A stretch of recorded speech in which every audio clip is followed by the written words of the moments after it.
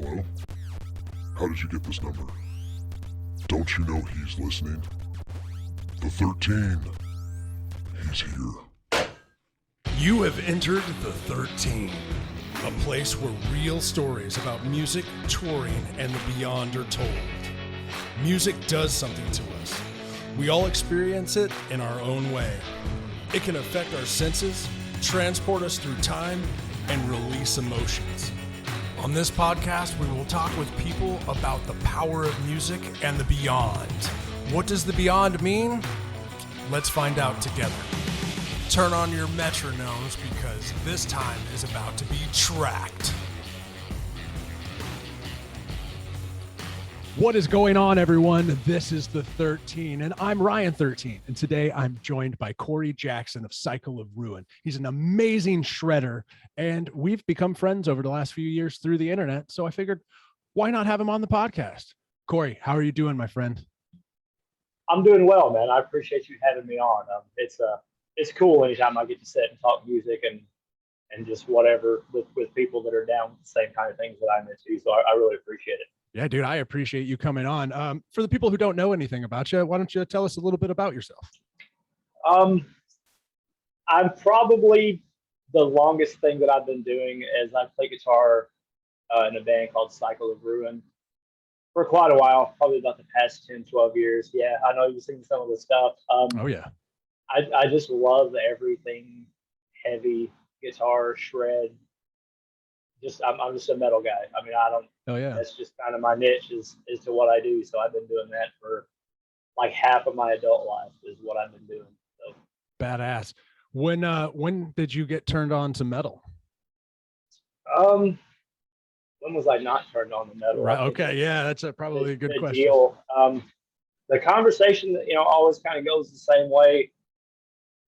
Growing up when I grew up, I kind of think that's when hard rock and metal was really kind of climbing in the late 70s and early 80s because I was a kid back then. So I grew up around Kiss.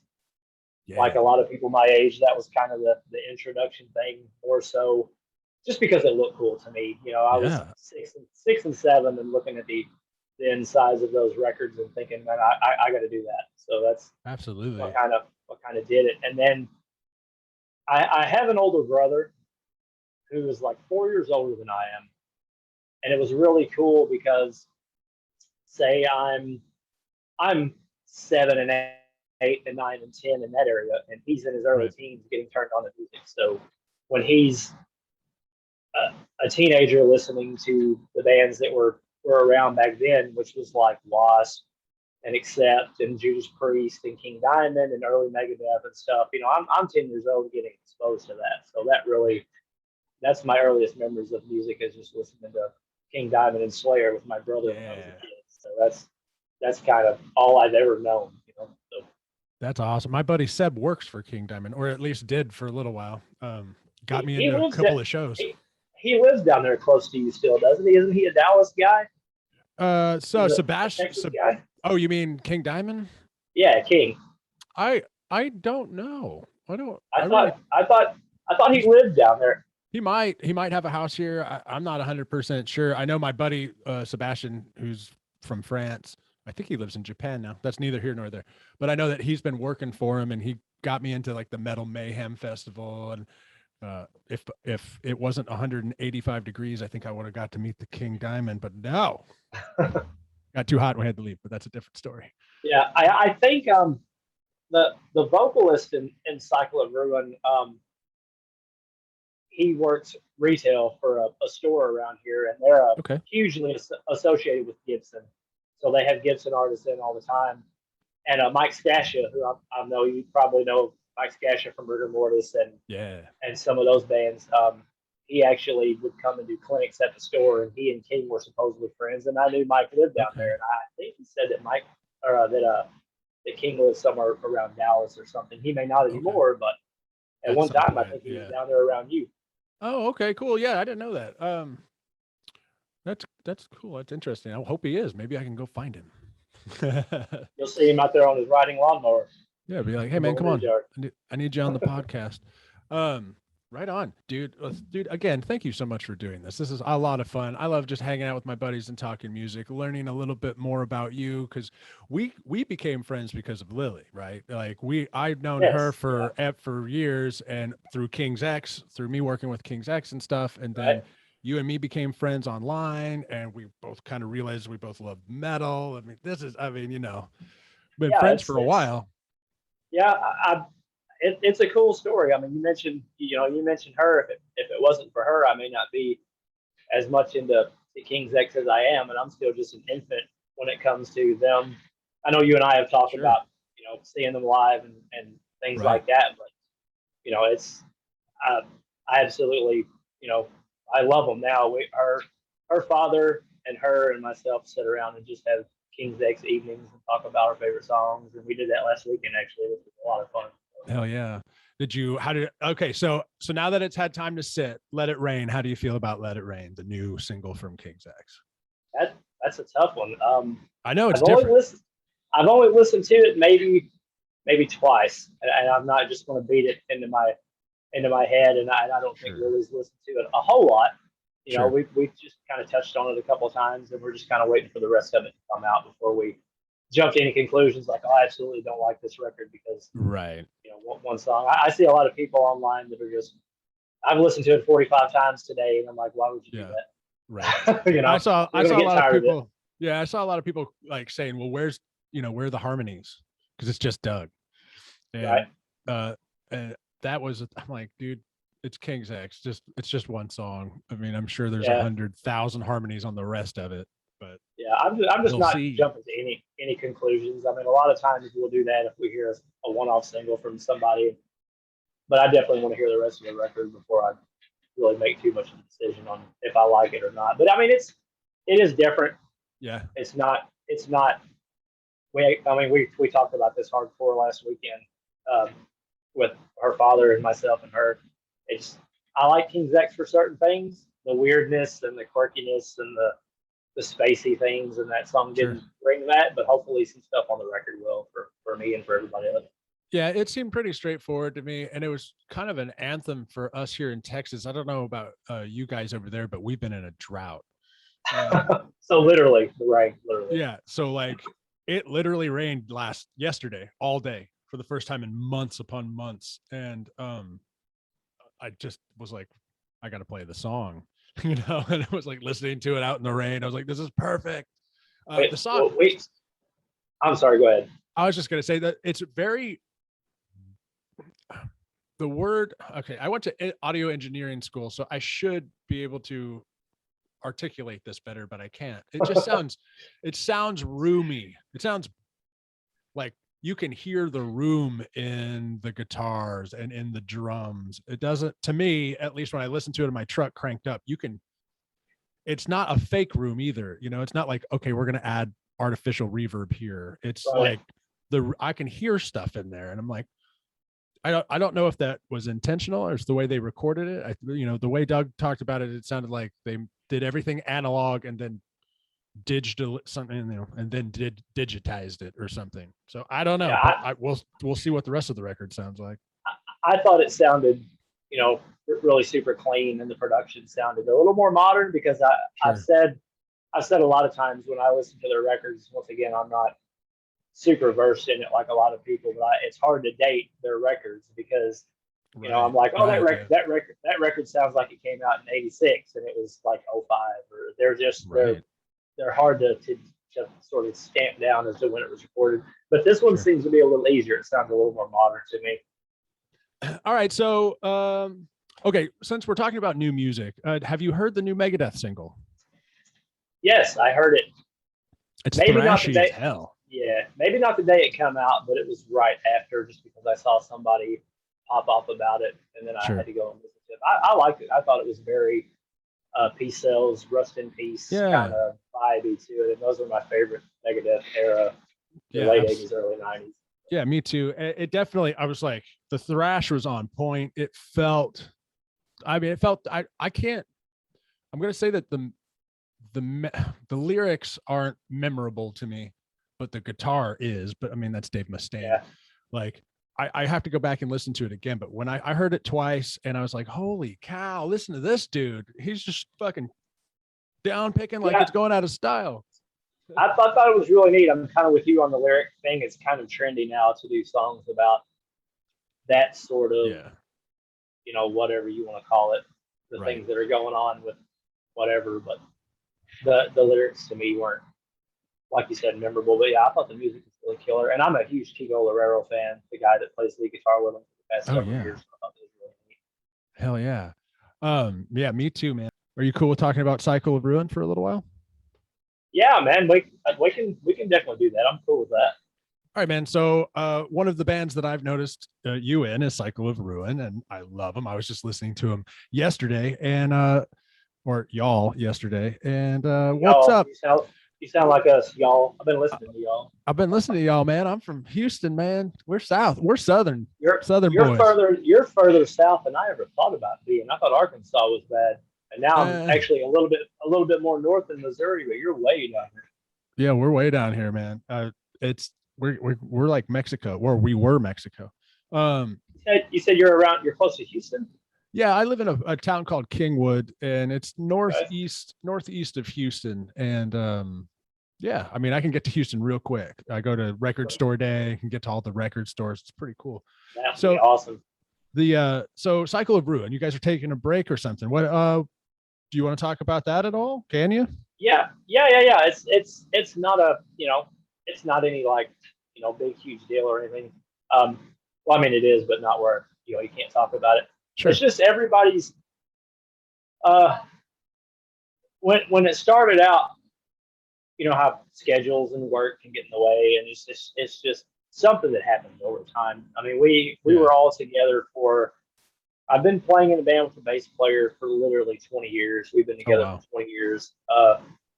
I've known the drummer that long, and I've known the vocalist even longer. So it's not like we just got together and there wasn't any chemistry there and there weren't any friendships there. It's just, stuff happens. Our drummer had to unfortunately move off for work. He's a kind of a corporate type guy, so he actually relocated to Tennessee for the past couple of years. Then I moved a little bit further north, kind of even further away from our bass player. So it used to be there was about an hour difference at the most between all of us, and we just kind of got together in a central point. Sure. But now with people being here and people being there, it's just hard. And we did the remote thing for a while, ideas back and forth, and I was still writing. We were still writing, trying to record and things like that. And the last single that we actually did, I think I've spoken with you about it before a little bit, but was actually, I had to go program drums for it, just because people couldn't make it for recordings, and it just became a lot of work for one song a year because we couldn't travel anymore. We didn't play. Our last show was in St. Louis in 2020, I think. And that's the last time we've been in the same room together just because of that. So that when that hit, I thought, well, we'll try to record a little more. Couldn't necessarily do that because people can't, it's just, you can't wave a magic wand and do it. Especially we're all not like 17 and, oh man, let's just go hole up in the studio for a week. Everybody's got things going on. So, and then, there was other people, while on the downtime, well, I'm going to do this project and I'm going to do that project. And it just kind of fell to the wayside. And I was just like, I'm going to go ahead and step away too. Because, as a guitar player, I'm still writing. There's still ideas. There's that. But I don't see the point in putting all of those eggs in that basket and nothing happened for a year, 2 years. So it's just like, I'm going to shake that off because it was stressing me out a lot. Right, having to worry about all of that and try to keep something afloat that wasn't happening. So I just told everybody, let's just, whatever it is for now. So that's what we're doing. Sure. Okay, right on. No, I totally get it, man. Razor 13 pretty much did the exact same thing in 2010 or 2011 or whatever. Yeah, somewhere around there. Like everybody, Big Mike needed to do something with his life. He wanted to go one direction. I mean, I wanted to keep doing it. I would have never stopped, but the Doug was he hadn't quite moved to LA yet, but he was about to move Right. to LA. And then, our drummer J-Rab eventually moved to Arizona. So it just became this, okay. No one ever called it quits. It was just kind of like, well, we got shit to do, I guess. So yeah, I feel like that's kind of what's going on here too. And I mean, the situation that you're talking about in your timeline, that's before Zoom. yeah, That's before, right. so it is a little bit easier now, but at the same time, it doesn't matter how much technology you have. If you're working 90 hours a week, Yeah. 5 hours away, Yeah. it's hard. So I think it was best for Absolutely. everybody. It was best for everyone to just take a break. And if Cool. we reconvene some other time, that's fine. So right Right now, on. we're just kind of, everybody's doing what they do. We still talk all the time. The bass player and our drummer are actually, the drummers, my best man in the wedding, bass players. Oh, cool. I mean, we're all still, doing our thing and texting Yeah. back and forth. But it's hard when you can't physically. It's hard to write music as a band if you can't even get in the same room. Same thing with promo and shooting a video or anything. So it was just better off to do that. It was a hard decision. It was, I talked it over, with my fiance Lilly 100 times over and over and over. She's supported. She said, whatever you think you need to do. And so I finally, had the conversation with the guys, and everybody was pretty much like, yeah, that's probably what we need to do for now. So that's what we did. Right on. I gotta look at my notes, look at my cheats. ESP versus LTD. What are your thoughts? Because one is made in Japan and one is made in Korea, right? And am I too loud in your ears? No. I was just making sure they're not falling out. Okay, cool. My inners will fall out if I'm not careful. Sure. So yeah, like I love ESPs, and back in the day, LTDs felt kind of like what's Gibson's thing? Epiphone. It felt like right. That. And I mean, like Epiphone ain't, you get a gold top Epiphone. That ain't, that's not the same thing. But it feels like the LTDs that are coming out now are almost better than the ESPs. What is your take on that? I think, and did you hold on just a second? I gotta look at you. Oh, you got one. Oh, you just have one hanging out. Cool. Yeah. Okay. I was checking to see. I thought you had said Korean. Yeah. The one that I've got is Korean, man. I had a stroke for a second. I think that you're right. I think, and I don't know why, because I'm not in the manufacturing business or anything. I think it's just because people wanted more for what they were spending, because I think, you talk about the Epiphone and you talk about LTD versus that, there used to be a huge price difference. You could get an Epiphone for $250 and you're getting a $250 Epiphone. But actually, honestly, I've never owned a legit high dollar ESP. Have you ever played one? I think maybe, and you can't tell much of a difference. Sure. Now. Right now. I had an LTD way back in probably 2000. It was neck through EMG. I mean, it was a nice guitar, but it was an LTD. But even EMG, back then, 85 and no, they were actually the HZs. Okay, yeah. And I think actually those were passive from what I think. I hope they were passive because I never put a battery in it. But anyway, but yeah, the new one that I've got recently, I mean, it's killer. I got some of it. This is a Schecter. What is it? Yeah, Schecter. Same thing. They sound the same. Right, Schecter with the Pamela Anderson inlays. This is the one I played. Is that somebody's signature? I mean, what is that? I feel like Tommy Lee had something to do with it, but I could be wrong. Oh, okay. With his guitar prowess. Okay, I got you. But as far as that goes, I don't know. I don't think now.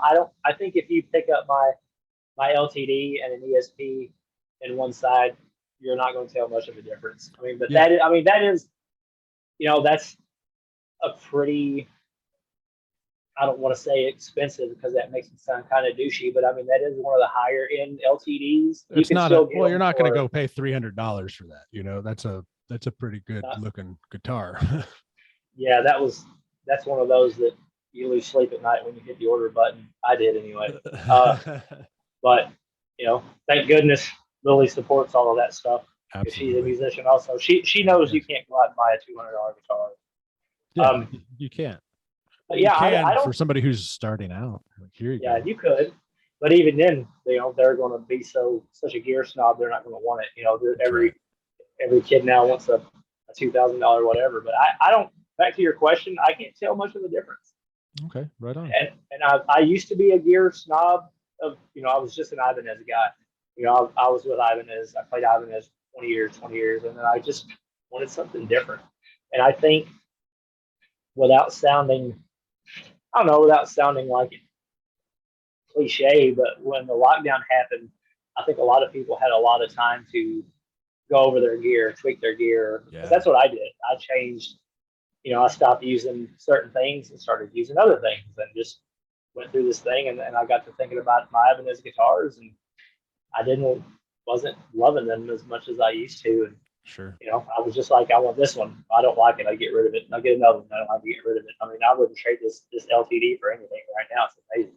Yeah, I'm pretty jealous, man. I don't have one. When I had a buddy that was in my first band, Grimoire, and he got that sounds killer.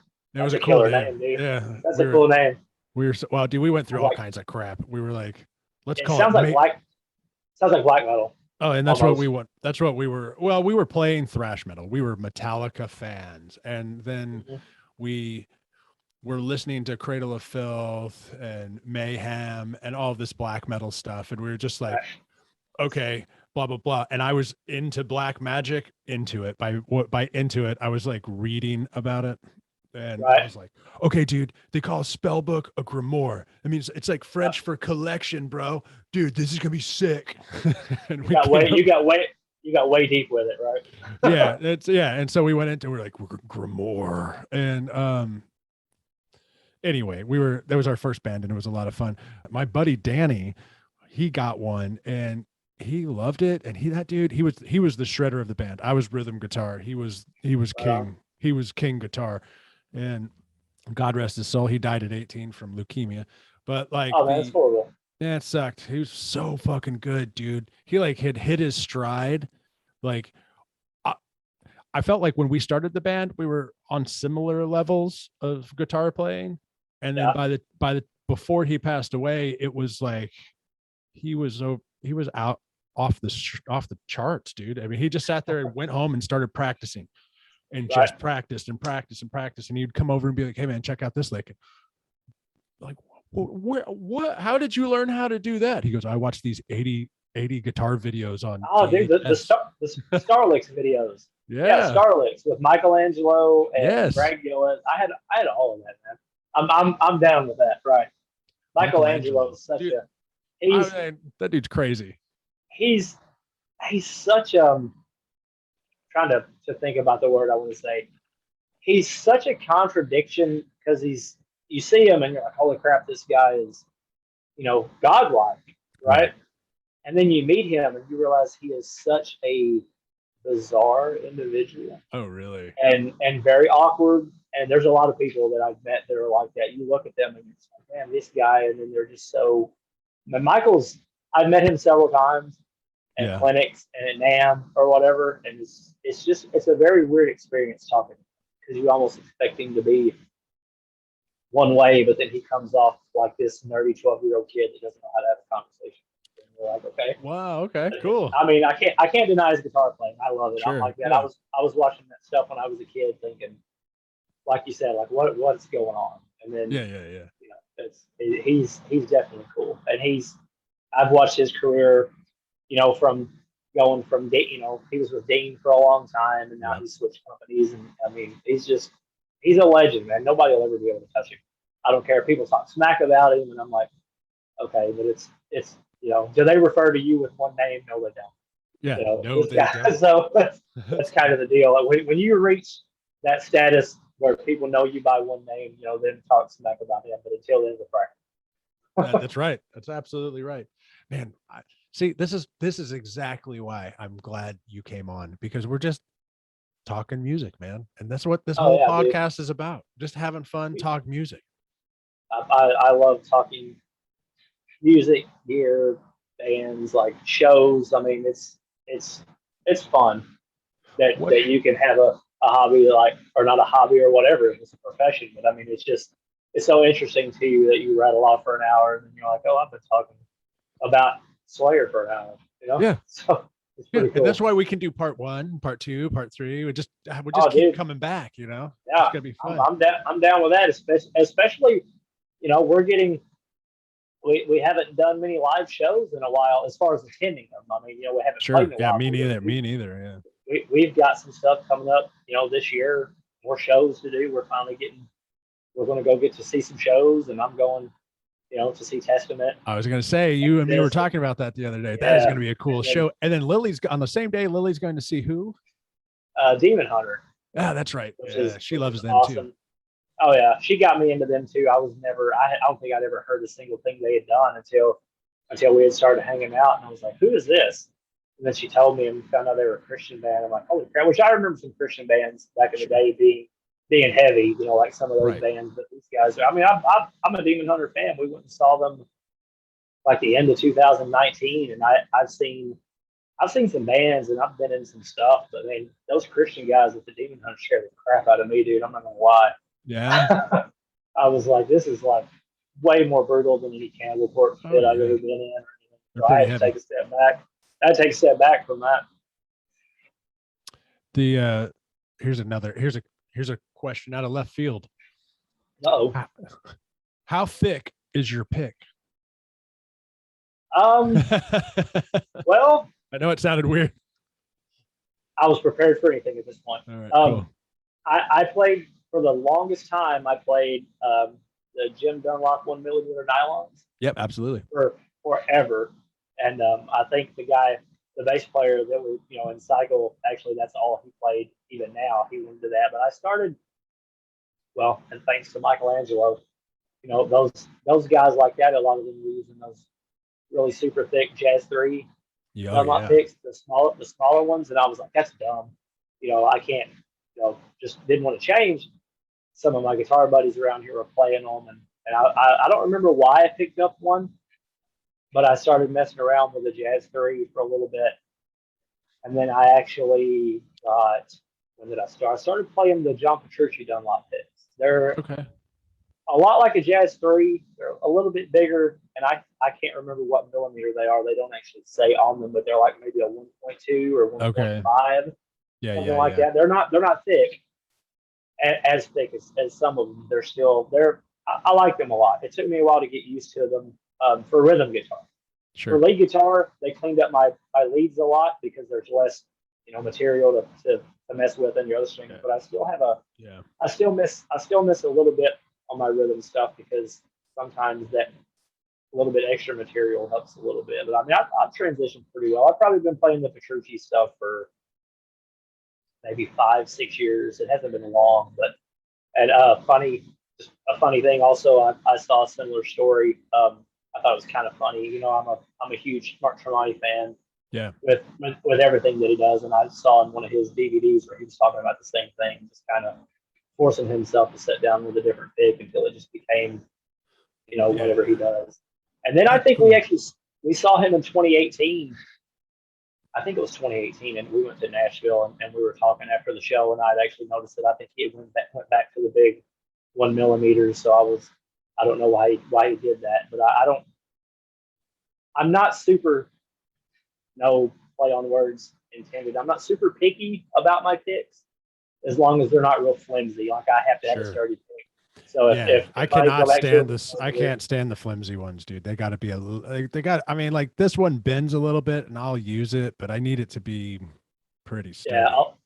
A lot of my friends around here play, a lot of them are acoustic guys or they're kind of bluesy type guys, and that's cool. But if we're sitting around here, they're like, hey, here's a pick, and it literally is like a piece of paper, and I make fun of them about it, but they make fun of me for a lot of things too, I'm sure.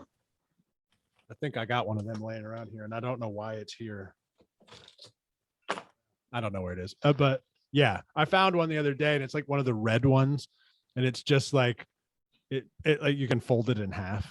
Yeah, I think a lot of them make their way out of the music stores. That's a complimentary pick. You ask for a Right. pick, they give you a pick with their name on it, and it's the cheapest ones they can get. And then people walk out, and they've got a whole coffee can full of these flimsy picks. But Everything's backwards, so you can't see it. Oh, that's weird.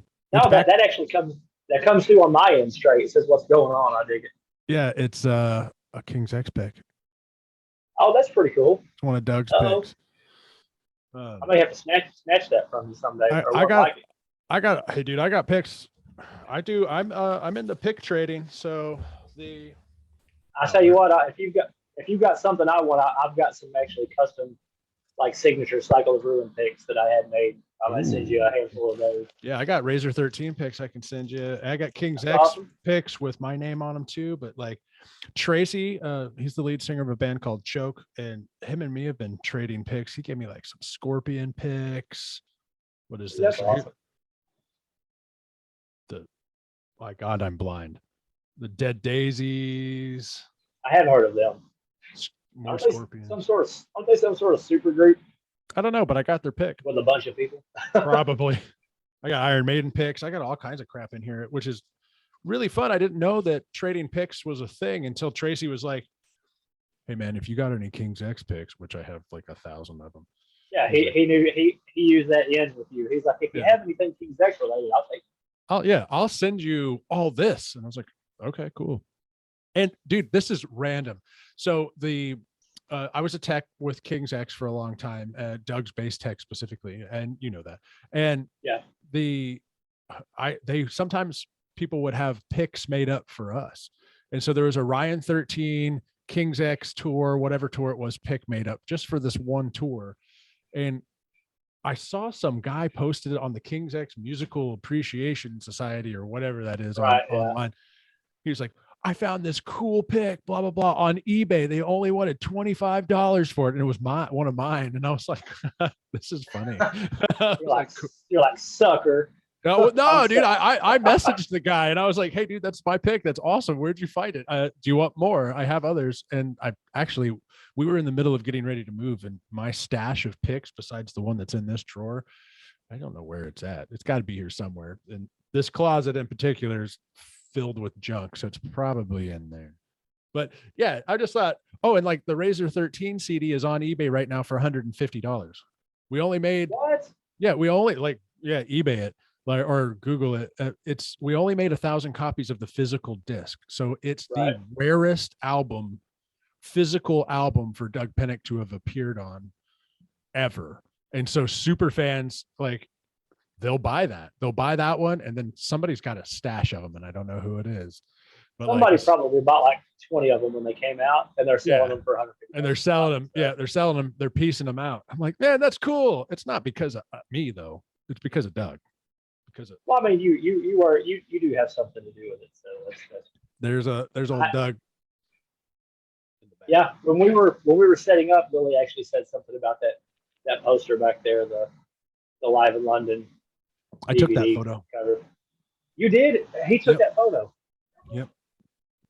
Yeah, that's from my side of the stage. So if you look at the DVD, inside the DVD, they give all of the photo credits to Trent, who's a good friend of mine, by the way. But Trent didn't start taking photos till like 2 weeks into the shows. He needed something to do. Trent was just there to kind of get away from. He was our friend. He came with us to Europe, and he just needed to get away. And so Doug brought him on tour with us. But then, like after a week, Doug was like, Trent needs something to do. So I gave him the camera. But this was from the first week. That's actually in Wolverhampton. I was going to say, is that kind of misleading since it's not the real London photo? But that's not the real London photo. That's at Wolverhampton, and it says Live Love in London or whatever, right? And yep, that's Wolverhampton. That was a much bigger venue than the London gig. Now the London, and you can even tell, you look at that photo versus when you see the footage, you're like, this is not the same place.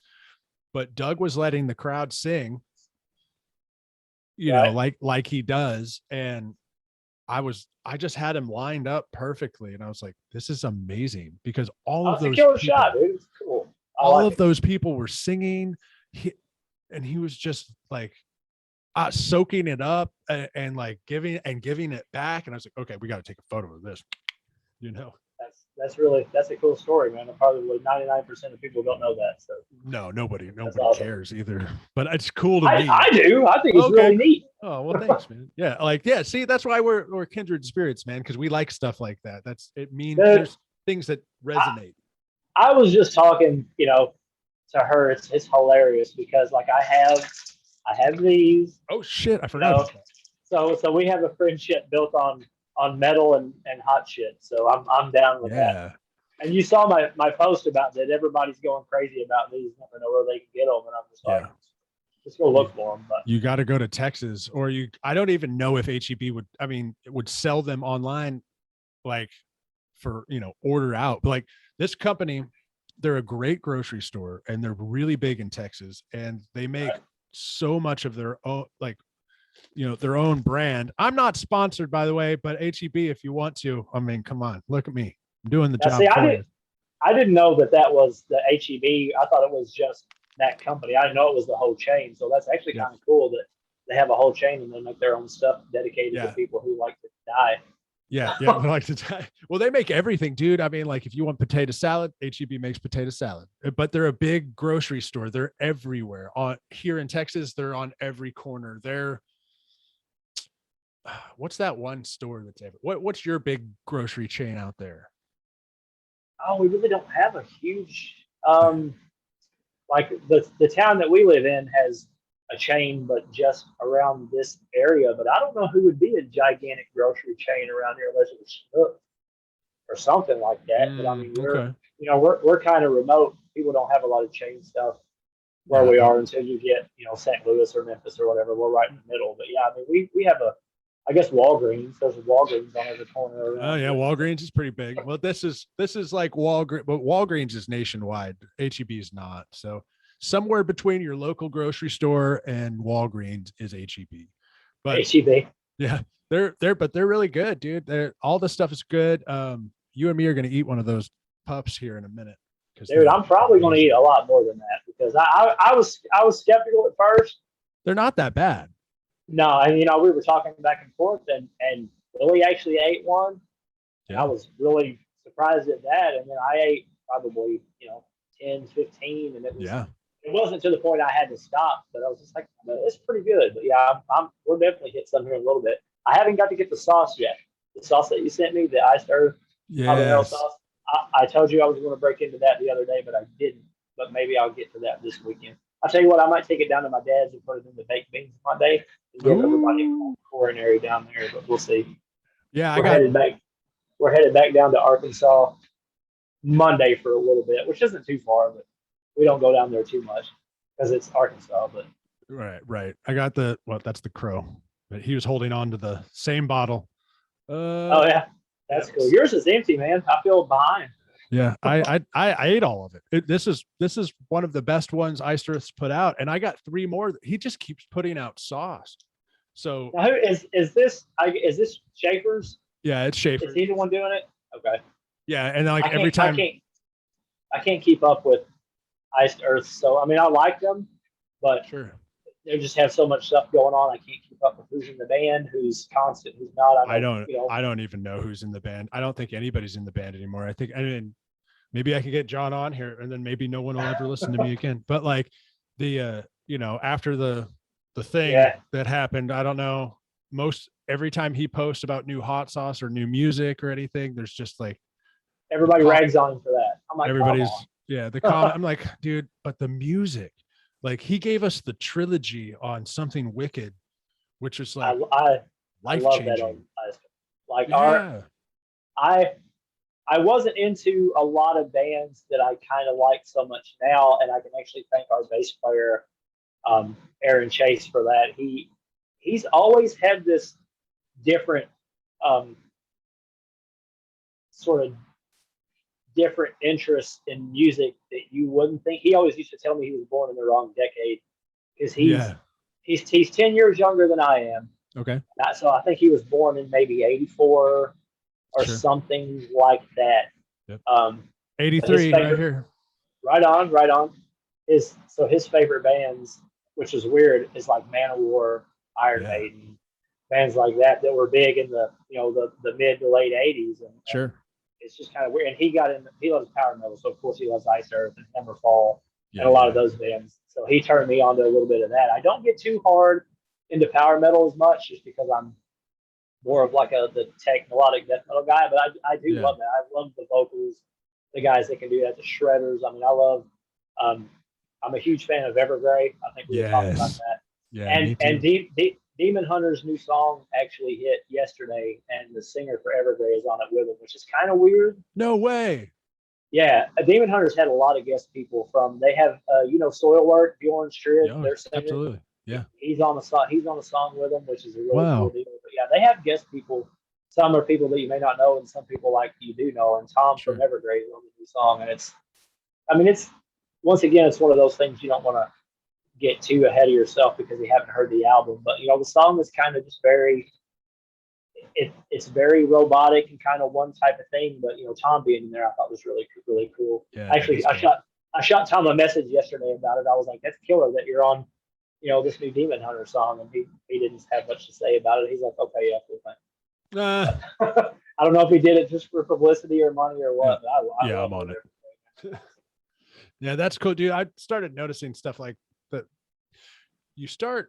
Okay, Demon Hunter's been around for a while, but yeah, I had no idea they were been around that long. yeah, the idea of doing stuff like, okay, now we're gonna have guests come on because that brings their fans in, right? So Yeah. anyone who's into Evergrey now is gonna check that out because Right. we love Evergrey. And then maybe they dig the song, maybe they don't. But then you have another guest. So now you have the chick from Spirit Box that shows up on your record, and then their fans come over, and it's a great model, and I think everybody doing it with each other, just helps trade fans, which is kind of cool. Yeah, I saw, which that's been going on for a while, I think. Yeah. I saw sort of a rise in that with the pandemic, because Yeah, people absolutely. they didn't have jack shit to do. And we actually had a guest play on a Cycle of Ruben song with me. Hold on, wait. Let me say, I wrote this down. His name is Steve Stein. Yes. Yeah. I've done my research. I appreciate it. A lot of people don't know him so much musically as much as they know him from the online. What solo? Which part? Because you have a couple of solos in there. Was it all of them, or is it just the first one, or what? He plays the first ones because the song was originally written for just one guitar solo. Okay. And so everything was mapped out and demoed out, and things were going, a certain way with it. And then I got in contact with Steve. Just a little background. He's a huge online guitar teacher. Okay. With Guitar Zoom. I mean, he's all over the place when it comes to things like Nice. YouTube and things like that, which is a necessary evil now. I mean, that's how people get their stuff out. But I had known him for several years through, social media, and we talked back and forth guitar this and everything. And I just thought, man, how cool would it be? And also he played, do you remember Grim Reaper? Absolutely. Okay. Well, one of the newer incarnations of Grim Reaper, he was actually on that. He played until it was Grim Reaper. So, and me being, back in the 80s guy, I was like, oh, cool, Grim Reaper. So I just chatted back and forth with him, and I was like, hey, how would you feel about, guesting on some stuff? Yeah, I've done that, this, that, the other. And he's like, I'll I don't know who I was going to say it, whatever, but he was like, I'll be on you guys because I like you and everything. He was like, I'll do it for free. Oh yeah, wow. You can't beat that. That's free publicity. And so then I thought, well, crap. Now I've got to write another section to the song that's already done, a key change. So that kind of led into some rearranging and everything. And then Sure. with the sort of the awesomeness of technology and everything, I sent him the tracks and told him what I was looking for and what key it was in and all this other stuff. And he just absolutely killed it and sent it back. And he's like, "How's this?" Perfect. So then, yeah. So then I then I had to do a key change, and then I thought that was really neat, and I told a lot of people. I mean, that really pushed me a lot too, because it's different when you're sitting here in your little corner and you're doing your thing. You're like, oh, I'm doing the thing, I'm doing my thing, and then somebody else slips something in there, and you're like, holy crap, I gotta follow that. So Right. that's what I thought, and not that I think a lot of our stuff is it's fast and it's technical and it's this and that, and I'm proud of a lot of stuff we did, but when you have somebody behind you like Steve, you really have to. It gives you a sort of a leg up. And you're like, so that solo that I did with him, I'm really super proud of that too, because I thought it was really, That's a fantastic song. The song was called "The Elder of Decay." Is that right? Yeah. That's that song was fantastic. Like I remember listening to it a while back, like maybe when it came out or something, and I was like, oh man, this is cool. But last night, I mean, I'm getting in prep to do this with you today. So I'm like, I better take some fucking notes. And, and I'm like, holy crap. And I listened to that song like 3 times last night, man. There's some serious shreddage going on in there, and it's awesome. I appreciate that. It's a cool song. The riff, the main idea, sort of the theme, the intro, and some of the stuff had been around for a long time. And it was actually, we talked about King Diamond a little bit. The main intro riff, and then it's like the middle bridge, and then the actual section that Steve is soloing over is actually inspired by some King Diamond sounding things. Cool. If you listen to it, it sounds kind of old school King just a little bit. I can hear that in my brain right now. Yeah, I'm gonna go back and listen to it again after this is over. Yeah, it's the very first intro and the double bass parts before the verses and all that. It's just a little theme that comes back a couple of times in the song, but I don't remember what had happened. I remember when I wrote it, I had been listening. I don't know if our drummer and I were hanging out. He had some King Diamond or something, but it's just kind of this. It might have been from the Curse of the Pharaoh song. I don't know if that's a Merciful Fate song. I think it is. Or it might have even been. Curse of or it the might even been. Pharaoh. Yeah, or it might even been. It might have been like a little lick that sparked in me in Abigail, because it's kind of a little. Yeah. Okay. Egyptian-y kind of weird thing if you listen to it, but it's different. So I mess around with those notes and come up with a really mega deathy thrash thing that incorporated that. It sounded kind of cool, so we went with it from there. That's super awesome, dude. Okay, so we're gonna move along here, Ryan. Already did that. Oh, this is the worst question, and people hate it, and I hate it when people ask me, but it's also a really good question. So it's a 2-part question. Okay. Top 5 bands right now, not of all time. Right now, top 5 bands right now: Allegiant, Tremonti. Ooh, I want to write these names. I know the first band, but who's the second? Okay. Tremonti is Mark Tremonti's solo project. Oh, yeah. Yeah. I haven't heard that. You haven't heard any of it? I don't think so. Dude, you should just start at the first record. 2012, babe? Yeah, the first record came out in 2012. So I haven't heard any of that. Holy cow. Yeah. Okay. It's it'll blow your mind. Some of it is really, it's like almost like singable thrash. Some of it. It's so heavy, and then you've got the Creed background, the big singable choruses, and the radio stuff. So if you can almost Testament type riffs, and then the sing chorus.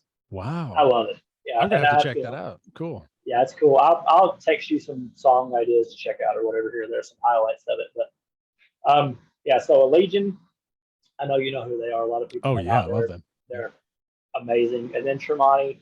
Now this is probably just what's on my shuffle at work right now. Sure. A band called Inferi, which they're from Texas actually. Inferi.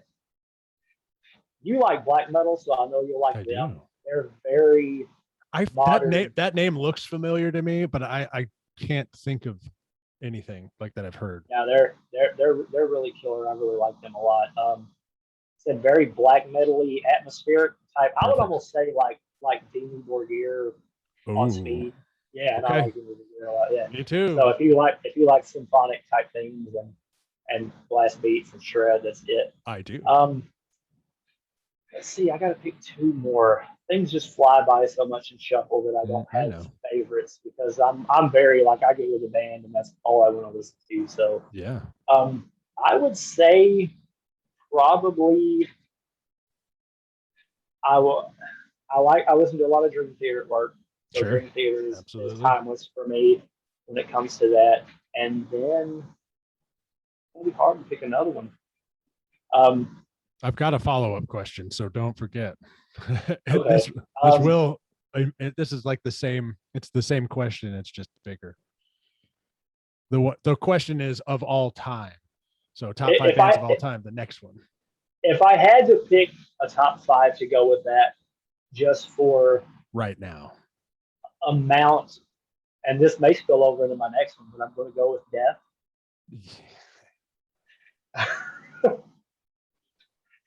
Actually, hold on just a second. All right. I almost wore this today, but I have like Lilly bought this for me. It's awesome.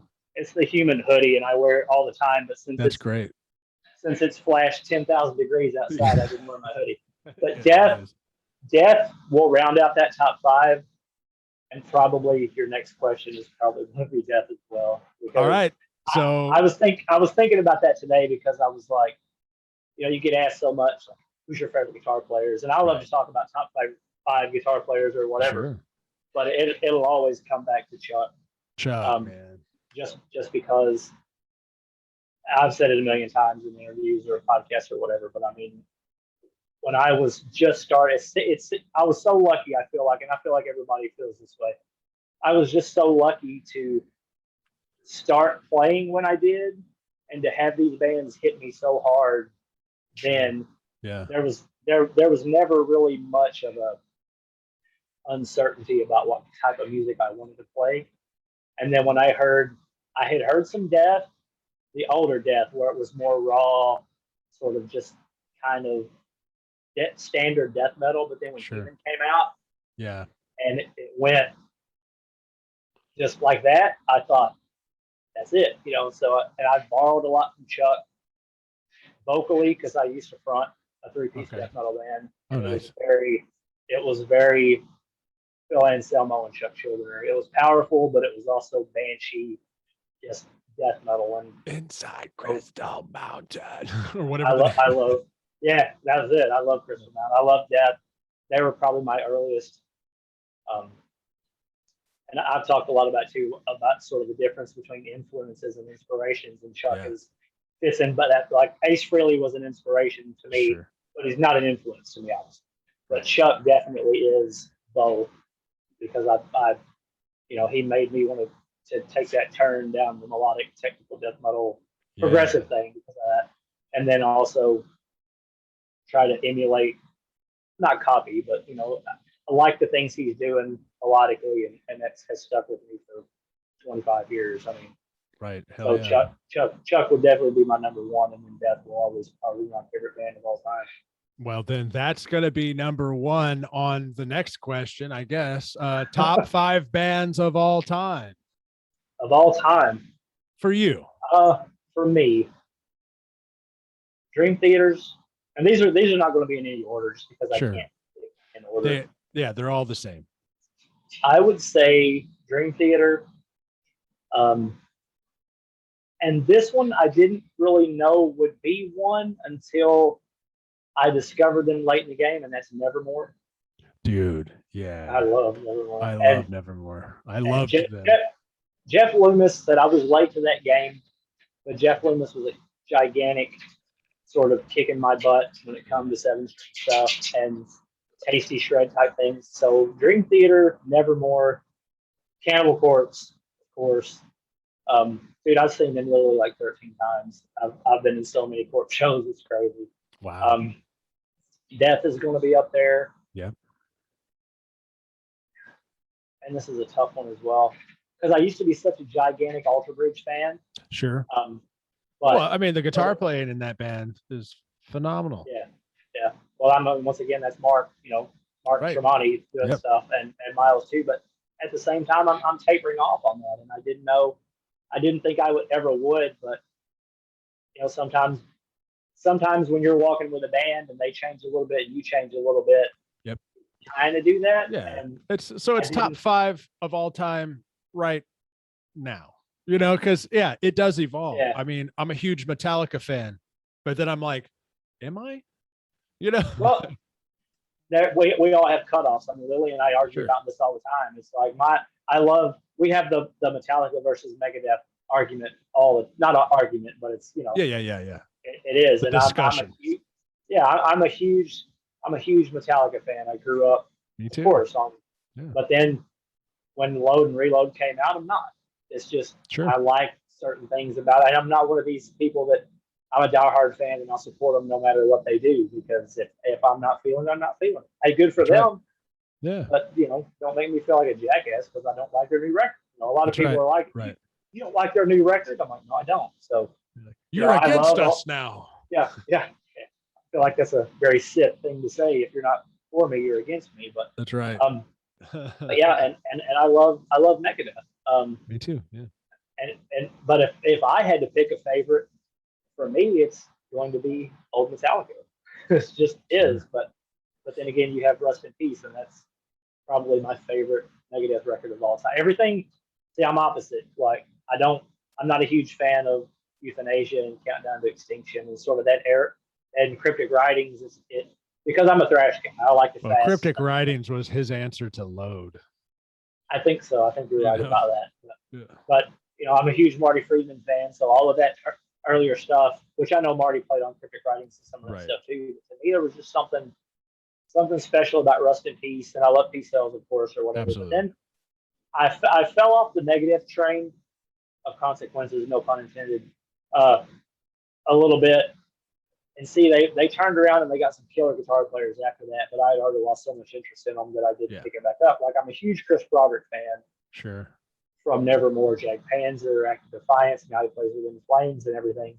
But when he joined Megadeth, I'd already lost so much interest that I didn't listen to much of it. So I can't gauge if I like it or not that much. So I like what I like when it comes to the old stuff. But I can appreciate both of them, especially now the new Megadeth. It seems like, they're back and it's really thrashy. So we'll see. It's very thrashy. Comes out.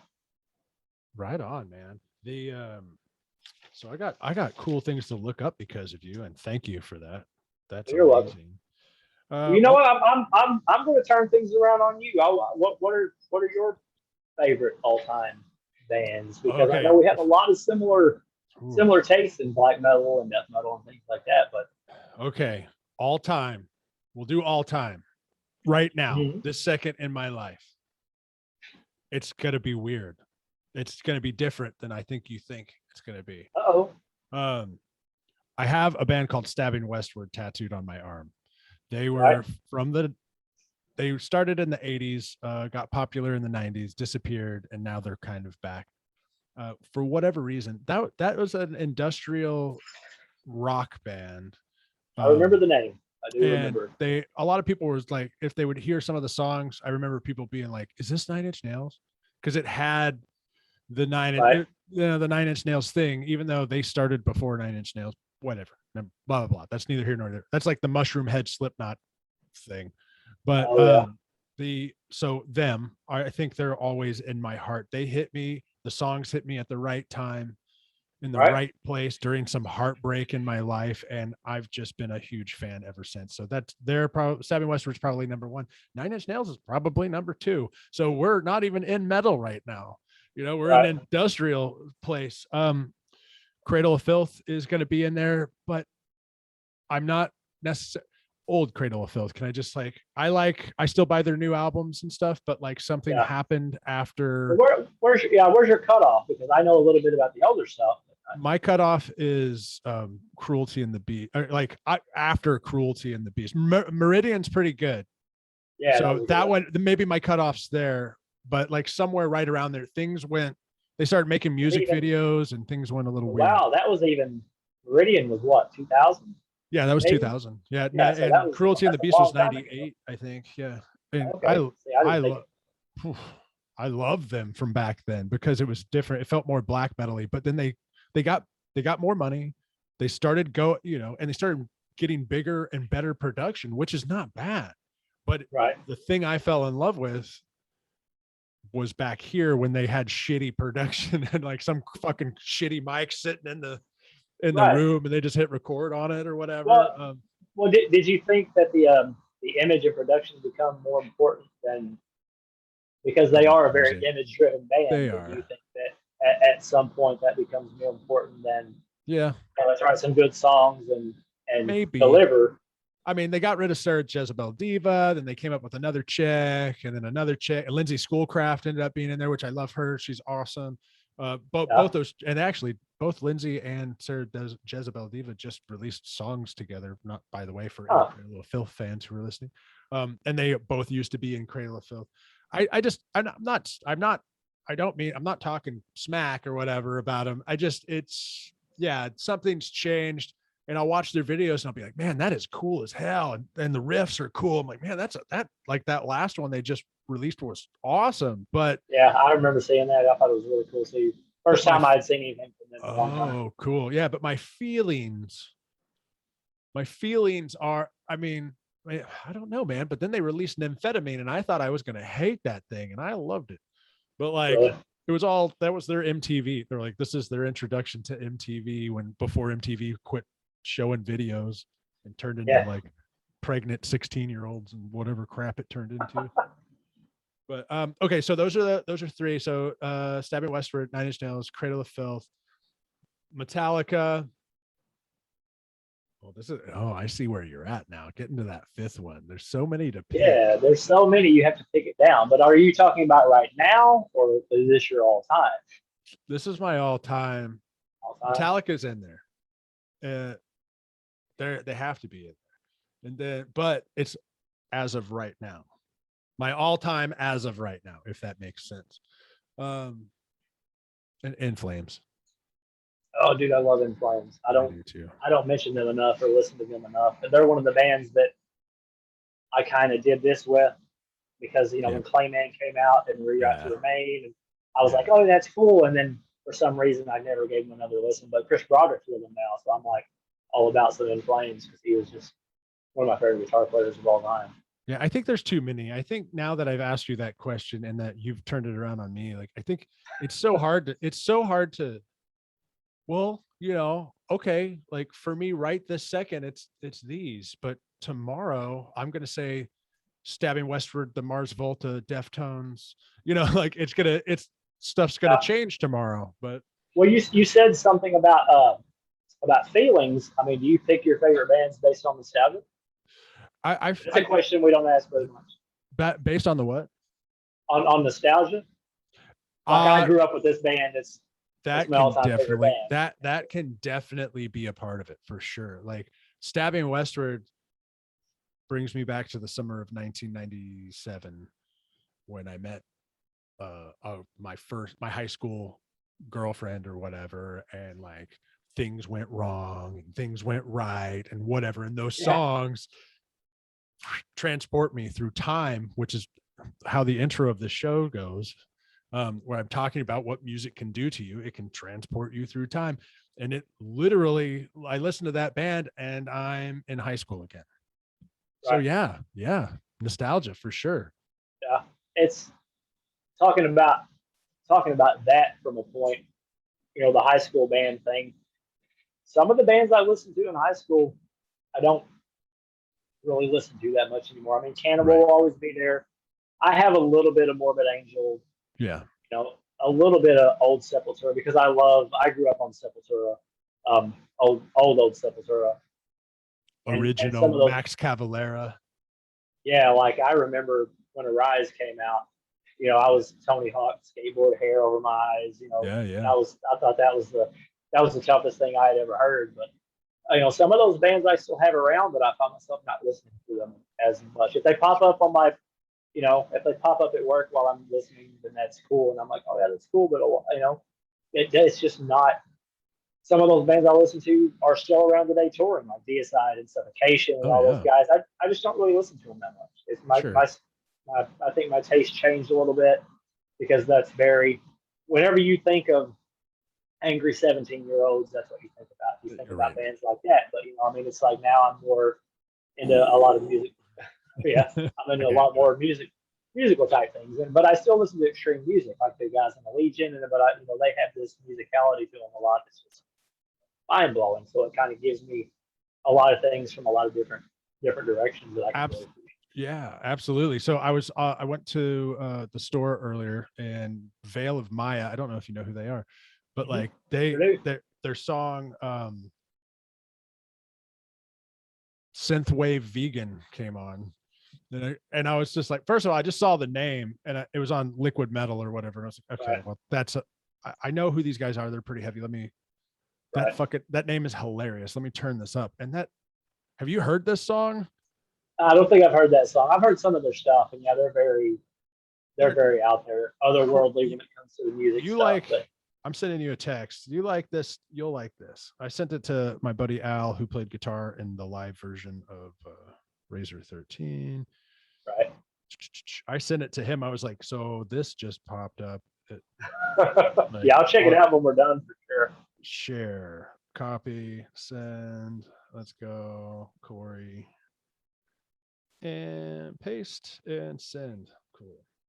Yeah, it's really intense. So it's a really intense song, and it's like I can't tell if it's the time changes are out of this world, or if it's just like they're tricking me, because I only listened to it like the one time, but I was like, okay, someone besides me needs to hear this. Yeah, I'll check it out. I just got it. I'll check it out. But yeah, some of those, I have friends that are into a lot of bands like that I guess would have been considered the more traditional. I don't know what word to look for, because back then we had traditional bands like Obituary and all that stuff, but then it turned into things like Veil of Maya, Rings of Saturn, those type of bands, and I guess it was a generational thing, and I didn't get too much into that. I know the names because I've seen them all over the place, but I didn't really dive into a lot of bands like that. But I've heard some of the stuff. There's some bands like that are, they're amazing musically. I think I hear people talk about all the time about music sucks now, and I think that's a very closed-minded thing to say. You got to look for it harder. I think now metal and stuff is probably as good as it's ever been musically. Absolutely. It's just that's a fact. These guys are leaps and bounds beyond anything that I'm ever going to be able to do. I'm like, that's crazy. Yeah. You know who Periphery is? Yes. So like those guys are freaking crazy, man. I've been following them for a little while, and I went to see them in 2015 live. The lead singer was like, so I have the flu, I'm sorry, and then belted out these like this amazing note. I'm like, how is he hitting? He's got the flu. And it's weird because they're not really known for a vocal band. They're known for their instrumental stuff. I have one of my sons that's he's 20. He's actually in music college right now, and he's he's into bands like Polyphia and Periphery and Vitalism and Thank You Scientists and all of that stuff. And I'm like, okay, that's a little crazy. I like stuff like that, but I could never see myself being in a band playing like that. Oh, I couldn't either. Those guys are like internet people. They're like, hey, I play guitar on YouTube, and the other dude was like, yeah, me too. Hey, let's start a band. Okay. Right. That's a cool thing, to be able to do something like that. I have, and I'm sure everybody has a lot of opinions on the YouTube versus getting out in the real world and doing it type thing. But it is what it is now, and there's no use in really pitching and complaining about it too much, because it is what it is. Every band's had to convert to the social thing, and it's kind of cringy at times, and that's one of the things I really did look forward to doing. Like, I don't want to go online and beg for people to watch our shit, but you pretty much have to. So it's just a weird thing when you watch, even these huge bands that are always going to be huge still have to pimp themselves out online constantly. That's another thing that we struggle with so much. It's like, man, you just get lost in it. So it just became sort of not enjoyable to do it. I don't want to have to worry about that stuff. Yeah, I don't know how the podcast is going to go, but like I'm not going to over, because I haven't released any of them yet, dude. Like this is I've been waiting to see some of them. It's like your fifth one. Yeah, this is number 7. So and then I think tomorrow I'm gonna have Scott from Six Past Hell on. He's another guitar player. There's a trend here, right? I've done Jesse White. Shredder, Marzi Montazeri, Shredder, you, Shredder, Scott, Shredder. I actually looked up. I told you I looked up some of I guess Marzi stuff that he did with Ripper and stuff. And yeah, I'm a huge Ripper fan. Anything he's ever done, I love it. So I was like, okay, this is pretty cool. I talk to people a lot when they start talking about metal guys, and they'll ask me who's your favorite vocalist of all time, and I always throw Ripper in there just because. Dude. Did you hear his Charred Walls of the Damned? Yeah. Yeah, that's dude. killer stuff. Man. I love Steve DiGiorgio as a bass player. Sure. So him being on that was just freaking. How does the Ripper get better though? Like everybody else is aging, and you can hear them aging out, but the Ripper seems to be getting better. Maybe because he's not overused. I mean, he's not a huge star, so he's not playing 300 days a year. That's true. And maybe he takes pretty decent care of himself, which I think is key to, especially being a singer. Good God, I mean, sure. I can't imagine having to do that. But yeah, I mean, I think Ripper's amazing. I've gone down rabbit holes in him, live videos, and just watching. Yeah. I mean, the guy's a pretty much, and I mentioned before we had talked. I love the Ripper era Priest. I mean, when Jugular came out, I was like. Because I like all these classic bands, and to me, people are, my favorite Judas Priest record will be Painkiller, because once again, I think that's a turning point. Yeah. Whatever anybody else thinks about the band, for me, because I like the heavier stuff. Me too. Right. If bands can keep their sort of their classic vibe, but they can get a little modern and a little more brutal. Ram It Down, they had a little bit heavier guitars and more double bass stuff or whatever, but then they got Scott Travis, and the guy is just an absolute monster. And once again, I think that made the rest of the band have to step up, because they've got somebody behind them kicking their ass. And so what do you get? You got heavier, sharper music, and they just kept doing that. So I mean, and Ripper, I love the high pitched guys. Obviously you've heard some of the Cycle stuff, and our vocalists did that or whatever. Oh yeah. But I like the guys that can do it with a little more grit. Like I love King Diamond a lot. He's not known for being a raspy, gritty guy, and then you got somebody like Ripper who does it and has just something incredible about his voice. But a lot of guys, have you heard of the 3 Tremors that he did? I don't want to lie and say yes, so no. But maybe I have. He did a project with Harry Conklin, the Tyrant. Okay. He sang a band called Tyrant, and I don't think he might have been with Jag Panzer too.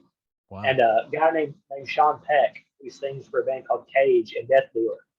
Wow. So it's all 3 of these guys that sound Ripper-ish.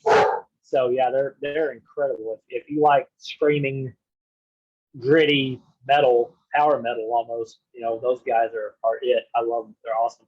Hell yeah, dude. Dude, this is awesome. And it doesn't even feel like it's been as long as it's been. It feels like we just started talking to me. That's the story of my life. That means it's going to be even better on the next one. But before we go, we need to eat these. So the story behind it, if we haven't already talked about it enough, he loves hot stuff. I love hot stuff. Have you seen my wife? Of course. Absolutely, yes. And so I sent him. Kill me for that one. Oh, she'll be fine. She'll be flattered. She'll be flattered. I know. So the HEB, the grocery store that we were talking about before, they make these Carolina Reaper puffs. I sent them to them. They're not they're hot to maybe a person who doesn't like hot stuff, but they're not that bad. They've got a great smoky flavor. Again, I don't know why I'm endorsing them. I'm not sponsored, but they're great. So we're going to have some here as we close out our first little session. Absolutely.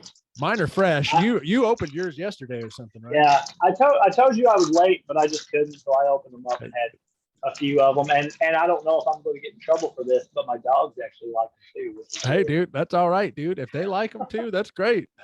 Matter of fact, they're here right now. You see the nose? They smell it. Yeah, they smell it. There they are. Dad, hook me up with some Reapers. Yeah. It smells like cheese. These are really good. I was surprised. They have a smoky, sweet, cheesy thing going on. And I love them. I like them too. And you can get through them pretty quick. I think that's the key. You just keep eating them. Yeah. Until you don't eat them anymore. So. Until it's for me, it kind of gets hot after a while, but they're not going to kill you. I had a guy at work eating, they have a crunchy version of these, and I don't like them. Oh, yeah. I don't like crunchy Cheetos. That's too much work. I ain't got that kind of time to dedicate. Yeah, that's how I felt. And the taste was different. And so they were like, I mean, they taste good, Ryan, but they're really, really hot. I was like, they're not hot. They taste like crap. You got to get the puffs. So I got to take the puffs to the guys at work. They are very familiar. They have a. Oh, you want some of these, baby? Oh, she getting out. Come in camera, babe. Come on, Lily. You won't be able to hear, but you want some of these, babe? You could give her an earbud. Oh yeah, have an earbud. We'll share. We've talked about you a million times. Cheers, Ryan. Lily. You can introduce. You guys have known each other for 100 years, so you guys What's up, Lily? How you doing, girl? So I've known Lily through King's X for, I mean, God, when did we meet? What year was it? It was a long time, 15 years ago or something like that. At least, yeah. And man, I mean, we've been friends ever since. Definitely online. I think we've seen each other a couple of times in real life. I've never met your husband or soon to be husband. But you guys should think about coming up to the wedding too. We had talked about that. Yeah, I mean, I'm going to road trip. I like the idea of it. And Lily's an awesome bass player. She loves King's X. She loves Demon Hunter. Yes. Yeah. And Alice in Chains, which you were talking about on Facebook earlier today, and that album too. Yes. Yeah. Best album today, in my opinion. Yeah, absolutely, man. It's so good to see you. Yeah, it's good to see you. Thank you for letting me steal him for a little while. Thank you for stealing him for a little while. No problem. Awesome. Hey, actually, I would love to do this again with both of you guys at some point, if you wouldn't mind. Yeah, that'd be a lot of fun. I'm so incredibly lucky. Well, I mean, I use the word lucky all the time because, hey, baby, I'm lucky. But I mean, I'm blessed to have someone sitting beside me that understands this, the music side, the gear side, the time it takes to do craft side. I mean, she's gone to the studio with me and sat on the couch for hours because that's what it takes. And it takes somebody pretty incredible to put up with our shit. You know that. So sure. My wife did the same thing, and she would be in the studio with us, just sitting on the couch, drawing or painting something. She's a singer herself, but she was very supportive of me, and I hope I've been very supportive of her too. And like, that's what I see in you guys. You guys have this great love for music, and you guys are like super. I mean, you guys understand each other, and that's really beautiful. I can trust her in the studio too. If I'm doing something and I look over and she goes, no. Obviously I trust her ears. She's amazing to have around. So, and I mean, obviously I wouldn't have met you if it had not been for her knowing you as well. So it's a cool thing. I mean, this is great. All because of King's X. All because of King's X. Did you hear? Tell her the story real quick about the poster again that I did not know. Oh, okay. So that's actually she mentioned something about that while we were setting up. I told you that. Yeah, it's the first thing she knows. So it's Live Love in London, and I took that photo, and that's awesome. Yeah, that was 2009 in Wolverhampton, and it's not London. And Trent got freaking photo credit for it, whatever, but it was me. I told Doug was on the podcast a couple of days, like a week or so ago, and I told him, I said, hey man, look, it's the photo I took. He was, oh, you took that? I was like, yeah.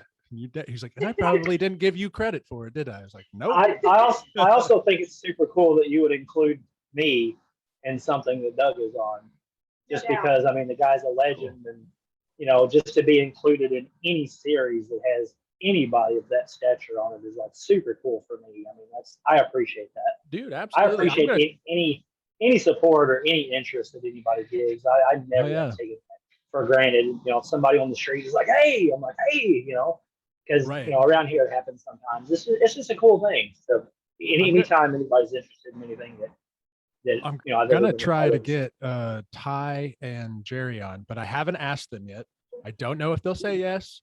I'm hoping because Doug said yes to me, because I literally called Doug to ask about a buddy's podcast. My buddy wanted him to come on.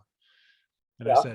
I said, hey Doug, my buddy kind of wants you to come on his podcast. And oh, and by the way, I'm starting one too.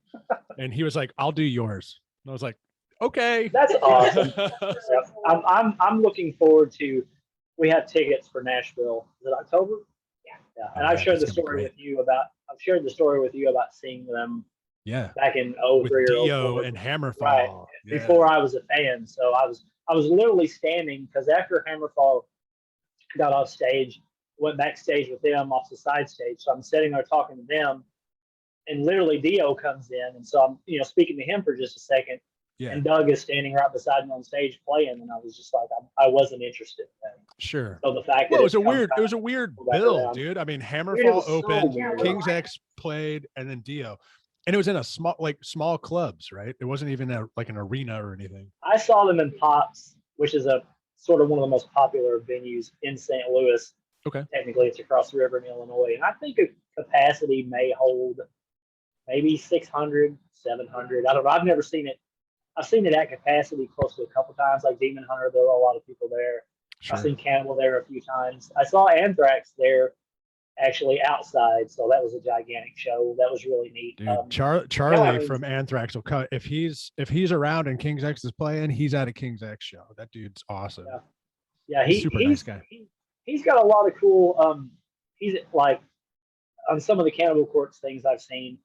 I know he's a big Cannibal Corpse fan, and so that's really cool that some of these people you don't really wouldn't think, and then Right. you see them pop up wearing a shirt or something. Because didn't we watch a happy birthday thing to Ty a few months ago, and like Satchel from Steel Panther was on it, and cool. Charlie was on it and stuff. Yep. And actually, Jerry got on stage with Steel Panther not too long Yeah. ago. And Oh, I believe it. Yeah, they all get on there. You can Google it. Doug's been up there. Like actually, Al Shire from Razor 13, or at least from the live version of Razor 13, he went to LA and hung out with Doug, and they went to go see a Steel Panther show. And he would have to tell the story. You could tell it better, but they're sitting in the audience, and the lead singer sees him, and he's like, "Well, holy fuck." Doug Pettit from King's X is just standing right there all willy-nilly. Somebody push him on stage, and they threw him up on stage, and they did a Jimi Hendrix song or something, and I was like, man, that is so cool. I mean, King's X is the musicians band, and that's what I've always loved about them. It sucks for them that they never got as big as they deserve to get, but if you ask any musician, any musician worth their salt, who King's X is, they know who King's X is. And they're fantastic. They change it up on you. They do different. I mean, it's always a little bit different. I mean, I'm fortunate enough that I ran into Doug one day and we became friends. Yeah. So you and I, we've spoken on the phone or whatever. We shared some, the Pantera stories about the Pantera stuff, and and you with them, and I mean, it's cool that all these superstar bands, like you said, they love King's X because they are, and I feel this way about a lot of bands. Like I almost like it when bands that you love don't get huge, because then you still feel like, hey, that's my band. They're your band in your pocket. Yeah, you get to keep them. Right. Yeah. That's something I got that you don't got, which is really cool. I feel that way about a lot of bands. I think it's cool to keep it high. I'm going to show y'all something. If I can send it, I got to send it. I'm technologically challenged, so give me a second. Same. Okay, so that should have shown up here. Let me open up this. Hurry up, computer. Okay, computer. That's a Radiohead album. Yeah, computers are dumb. Computers are dumb. My smartphone. My fart phone. My fart phone. I do that too. I'm going to share my screen for a second. Okay. Sure. Here's me and Dimebag. Look at his hat. Yeah. Nice. Man. You look tired there. I was a little stoned. I mean, I smoked weed with Dimebag, and he bought me shots, and I was 17 years old. It was Oh. cool. Well, yeah, that is pretty awesome. That was a great. I shared that with Marzi the other day, and Marzi was. I think you actually sent that to me in a text message not too long ago because I was like, but yeah, that's actually pretty cool. I never got to meet Dime, which kind of sucks. They were my first concert I ever went to in '94 was Pantera, and I got to like sort of wave to Vinny backstage, but I mean that was cool. I never got to. Well, Prong was with them, and I got to help Tommy Victor tune his guitar, which was pretty cool. That is pretty cool. I didn't get to meet. I actually did get to talk to Phil on the phone. Whoa. Let's see. He had a record. I'm going to try to get Phil on this thing. I don't know how, but I'm going to try. Because that would be awesome. So I've had Marzi on, and I'm going to have Mike De Leon from Phil and Sama and the Illegals, the guitar player who kind of replaced Marzi. I think he's coming on, but now that I've said it out loud, it probably won't happen. But yeah, I don't know if they still do, but back in I was in that 3-piece death metal band that I was in back in probably 2000. Phil had a record label called Housecore Records out of New Orleans. Oh yeah. And that was back in the day when you could call information and get people's phone numbers. Right. So I didn't get Phil's, but I got the other guy, I won't say his name, that he was in the business with. Okay. And the lady was like, yeah, such and such, here's his phone number. So I called the guy because I wanted to get information on sending a package in for a record deal or something. So I got the information, I sent the package, and then I called the guy back up out of the blue. Okay. And now granted, I'm probably 25 at this point, 24. Yes. And I called this guy, his name was Ross. I'm not going to say his last name just in case. Sure. But, and I was like, hey, this is Cory Jackson from such and such band. I sent a package. He's like, oh yeah, we got that package, we're checking it out or whatever. He was like, we listened to it. Phil thought it was really cool. He's here right now, or whatever. And I was like, because back then Pantera was, my whatever. And Phil gets on the phone literally. He's like, hey man, back then his voice now, so he's like, yeah, what's man, up, we got brother? Yeah, he's like talking like Macho Man or whatever. Right. So I got to have like a 30-second conversation with Phil Anselmo, and then I hung up, and I was just like, okay, that's something for the books, and nothing ever came about. Nothing ever came about it. Anything I've ever done has never been on a label or whatever, and I think that might be a good and a bad thing, but it is what it is. But that was about the closest I ever came to, I guess, label representation was when I had that 30-second conversation with Phil, who was probably just out of his mind. So that was kind of cool. That is cool, man. That's really cool. Hey, when you guys go and see King's X, and I'm sure you're going to meet with the band at some point, tell Doug that I said to hire me back, but my salary needs to be way higher. So I quit working for them because I needed money. So yeah, I actually talked briefly to Billy Sheehan. Oh, cool. About being at that show because he's going in the Nashville area. He said he's not sure yet.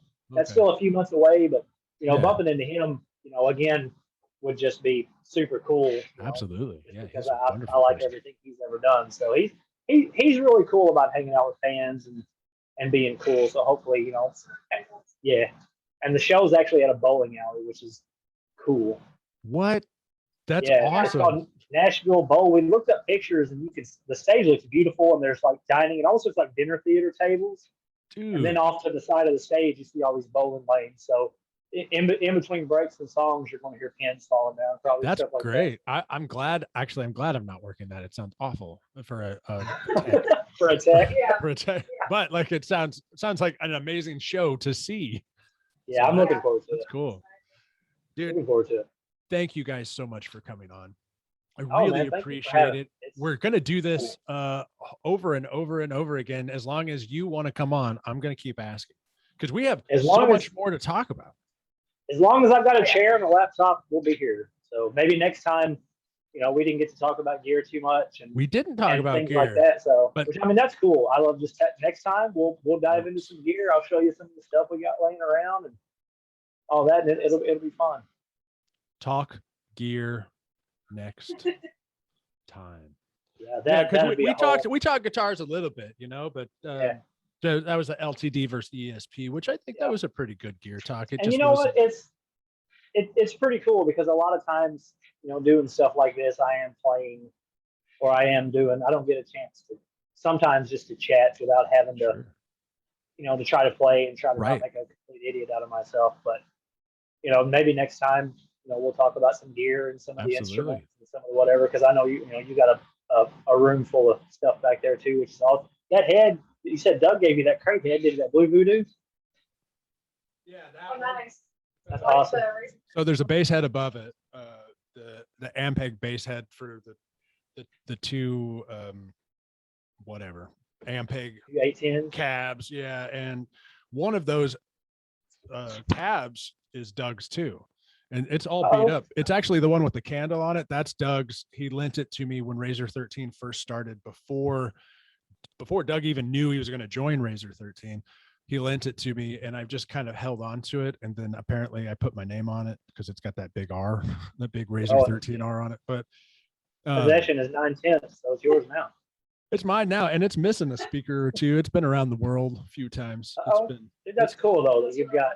I mean, just stuff like that is neat, and there are always people that are going to think that's cool. Some people are like, "Oh, it's a speaker cabinet." It's been around the world with Doug. That's pretty awesome. yeah, it's pretty cool. Well, I mean, That's the crate Blue Voodoo that's sitting right there, it was a promotional thing, I think, and he had it in his garage, and I was playing it. So check this out. Gear talk, and then we're done.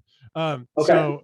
So Doug had a bunch of heads in his garage, and I hooked them all up to a Mesa cab, and this is 2000, and that's the first crate Blue Voodoo that's the first crate that had tubes in it. Everything before that was Right. what's State. there it is, Solid solid state.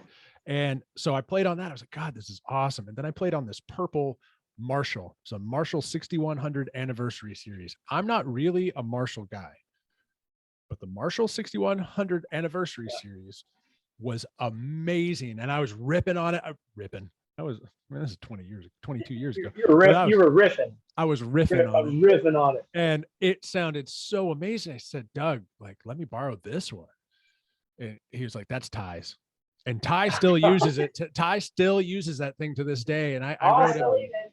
I sent him a text the other day and said, so if you ever sell that, it needs to be to me. He's like, it's not going anywhere, man. I said, okay, but you need to know. If you have a change of heart, it comes to Hey, if you ever get It's mine. if you ever get hard up for money or whatever, yeah, I'll buy it because I can't find them anywhere.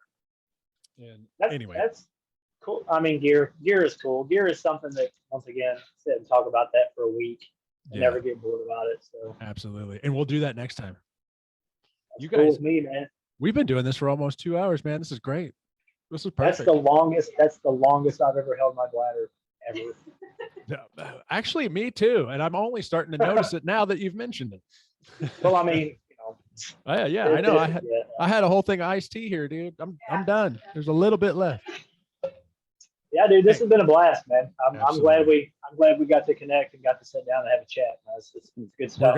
We're gonna do it again, man. And I'm so thankful that you guys came on, and I really appreciate it. And I hope you have a wonderful 4th of July and Thank you, man. great rest of your weekend. You too, man. Thanks for letting me jump in. No, absolutely. Next time you're in the whole time. Yeah. If you want to be. Yeah, absolutely. You guys do your thing for a while. You guys can talk King's X more than I can. I tell you, I'm an idiot. Yeah, when you it don't comes want to to get me that. started. We'll talk King's X next time for sure. More next time. We'll go off into did you ever see that picture of Doug and oh my God, Amy Lee singing karaoke? Yes. Yeah, I love that. It's Yeah. just like they're just hanging out. It's no big deal. Yeah. As much as I love Amy, I mean, Doug is so good. That's actually on. Pretty much anything. Isn't that's on an Evanescence DVD that we have? Is They it? show some They backstage did a stuff. Stevie Wonder. Yeah, they did Karaoke. something. Oh, cool. I didn't know that. I don't have to look that up, or y'all send me that information where I can see that. Cause that's Yeah, cool. we'll try to find it. Awesome. Well, dude, this has been the 13 with Ryan 13, Cory Jackson, and Lilly. We will do this again, guys. I fucking love y'all. Have a great weekend, and we'll talk soon. You too, Thanks so man. much. Thanks, man.